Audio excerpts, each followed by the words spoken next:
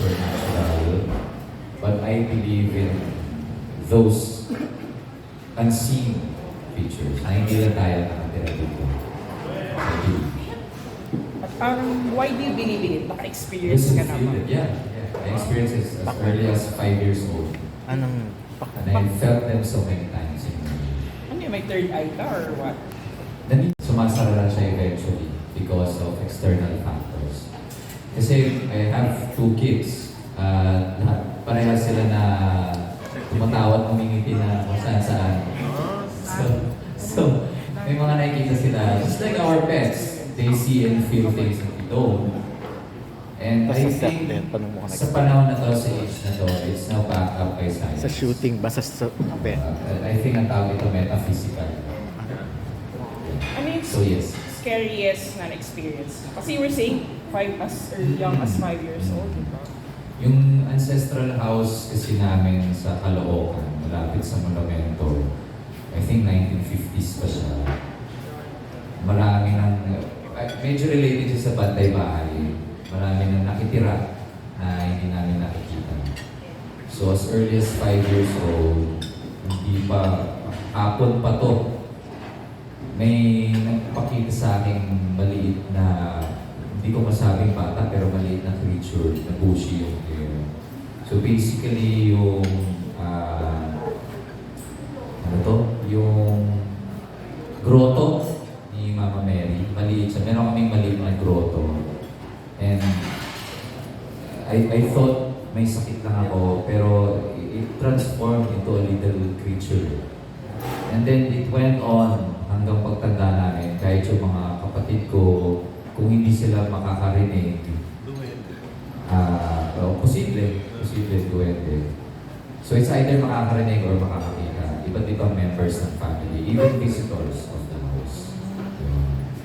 So nung binenta namin yung bahay, pinabless na lang namin. Mukha namang happy yung nakapili. Okay. Yeah. Last question. So, may personal ka ba rin na experience dito sa film? I'm assuming you film in an old house. Yes.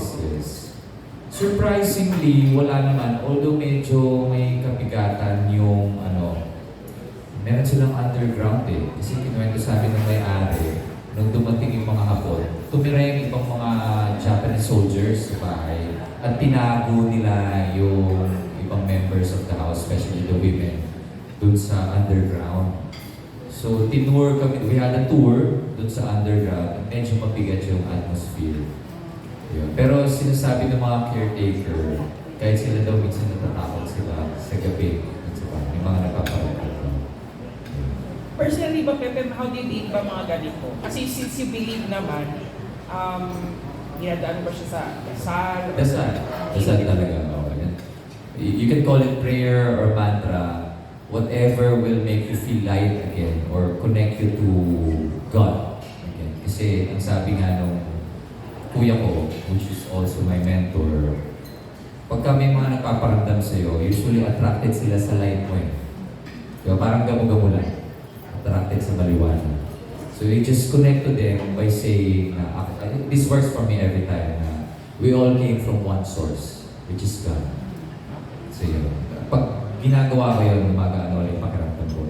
I feel like they go back to where they belong. Lumalayo na sila sa akin. Last question, Pepe. Since this is a horror comedy, ano mas madali sa'yo? Horror or comedy na genre? And paano pala yung pag-balance dito? I can't do straight horror. Hello, Miss Rosel. Hindi ko kaya gumawa ng straight horror. Sa ngayon, to protect my mental state. Okay sa akin ang hybrid horror, comedy, action comedy. Basta may bahid ng comedy. Okay lang naman drama. Okay. Pero yung straight action or straight horror, I try to do other things. Okay. Paano mo siya binabalance pala? Yung horror at comedy? Actually, I put my complete trust sa director. Kasi vision niya eh. So kung may gusto lang ako baliin ng konti, I always consult the director. But more often than not, I give my complete trust to the director, who is the captain of the ship. Thank you, Pepe. Salamat. Ano ang pangalan mo ulit? Natalie. Natalie. Thank you, Natalie. of Philippine Star. O bago ko ipasa yung mic sa susunod na magtatanong, syempre, pabatiin muna natin ng anti-legal. No, no again. I'm here again. And thank you for coming. And I want to thank Pepe. I've seen the movie. Sobra akong natuwa. Yay! Nakakatawa siya. Sapat na sa akin yung lahat. Mamay na si Pepe dyan mag-solo. Maganda. Sana mo po. Thank you, Mrs. Yun na nga, I wanna ask everyone for your support again. Of course, we're doing, gusto natin pasiglahin ng cinema. That's why we're here again. Sunod-sunod naman ang ating MediaCon. Kaya ibalik natin ang saya sa pelikula. Siyempre, very important yung support ng media for this. Thank you. Thank you, Ms. Lucelle. Our next question will come from Don Serino. Ayan, magandang hapon. Ay, Sir Goto. yeah. Nakuha na ni Natalie yung question ko, di ba? Akin yan eh. But so, nakwento mo rin yung mga anak mo as early as now, meron na silang nagpaparamdam na may ganun din, parang may third eye din sila. So, anong ginagawa mo? I would like to believe na mga guardian angel nila. Okay. So, ipapakita sa kanila. So, pag nakikita mo silang mamingiti-ngiti or parang nakikipaglaro, hindi mo na sila sinasaway or... Hindi ko kasi sinasabi. Kinakausap ko din. Are you playing with your guardian angel? Mabait naman. Hindi naman nakakatakot. Sinasabi naman ng 3-year-old or turning 4 na daughter ko, hindi naman daw. It's always pleasant naman yung mga nagpaparamdam sa akin. Ayan, sige. Pwede din sa Bantay Bata. Ay, bata mo rin. Bata kasi pinag-usapan natin. Bantay Bahay. So, ano yung pinaka-challenging na experience mo rito? Mahirapan ako sagutin na kasi ang smooth katrabaho ni Okay. So, Joey. Siguro even sa shooting or... Yeah. Oh. Sa character. No, pinaka-challenge na for me initially ay kung magagawa ko ba yung gusto ni Direk Joey. Kasi first time ko siyang makatrabaho. Okay. Doon nang galing yung pressure and intimidation. Kasi Direk Jose Reyes na siya eh. Oo. Mga nakatrabaho niya, di ba? Mga icons. Award-winning directors. Yes. Mga nakatrabaho niya before, mga future national artists or icons of the industry. Yes. So, doon nang galing yung challenge or pressure for me at first. Pero nawala lahat yun. Because? First day of work. Kasi sobrang warm ni Direk Joey, ang hilig magbigay ng puri, ang hilig magbigay ng acknowledgement when you're doing a good job. Tapos, parang never ko siyang narinig na sumigaw. Siguro once lang, tapos pabiro pa. So, I'm just grateful at nag-enjoy ako ng gusto ko trabaho siya. At yung buong team, ang galing din ng assistant director niya, I can say. Okay. At last na lang, Pepe, kasi hindi naman itong first time na naging bida ka, di ba? So maraming beses ka na namin na-interview na bida ka. Pero ikaw ba, Pepe, naisip mo talaga na darating ka sa ganitong point ng career mo, yung magiging bidang-bida ka talaga, tapos magkaka-award ka pa and all that?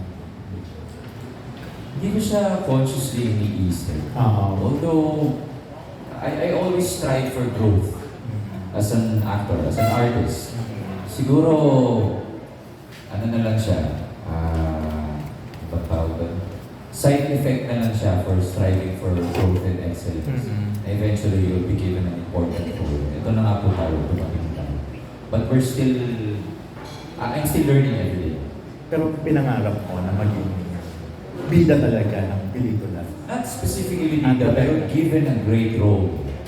Regardless kung bida or supporting, basta makasama sa isang magandang pelikula.